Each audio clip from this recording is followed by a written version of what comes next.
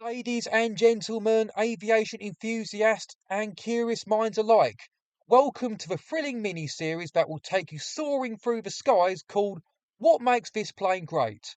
In this episode, we're going to be talking about the game-changing German twin-engine aircraft, the Messerschmitt Me262. So, what makes the first jet aircraft to go into combat great, if it was hampered with political and logistical issues? Well, exactly the first thing I said, really. It was one of, if not the first, jet aircraft to go into combat. Not only was it a very well armed aircraft with its four cannons in the nose, it could fly 100 odd miles an hour faster than pretty much anything else in the sky. And it was by using its far superior speed that the Me262 could outperform the best Allied aircraft of the war, like the Mosquito, the late Spitfires, P-47 Thunderbolt, and of course the Tempest and P-51 Mustang. Also, with its far superior speed, it was too fast for the bomber gunners to track and shoot at. Plus, a few hits from the Me262's impressive cannons would easily take a four-engine bomber down. But credit where it's due for the Allied pilots who had a lot of success shooting down the Me262s when they were about to take off or land. As well as a high-speed fighter or interceptor, the Me262 was used in other roles too, such as a fighter bomber, reconnaissance platform, and even as a trainer aircraft. One of the Me262 aces was Kurt Welter, who got the majority of his 262 kills in the night fighter role.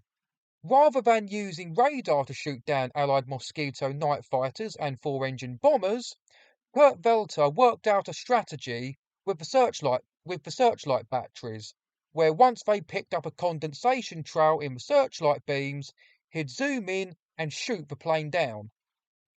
Another great thing about the Me262 was its overall influence on future aviation. Air combat and aviation in general simply wouldn't be the same without this plane. The design of the Me262 had a big influence on future legendary aircraft like the B-47 Stratojet, Hawker Hunter, F-86 Sabre, and of course the MiG-15. One last thing I want to say before I go is that the Me262 certainly triggers some interesting questions or points worth thinking about, like what if it entered combat service a year or so earlier? In regards to the advanced German technology, what would have happened if the war had lasted a few more years? How would the world of aviation be had the Me262 not existed?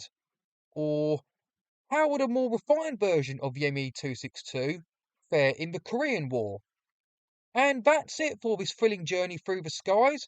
If you haven't already, make sure to subscribe to this channel and hit that notification bell so you can stay up to date with my aviation content, etc. Check out the two videos at the end, or my CD reviews, or even the playlists I've created. Cheers.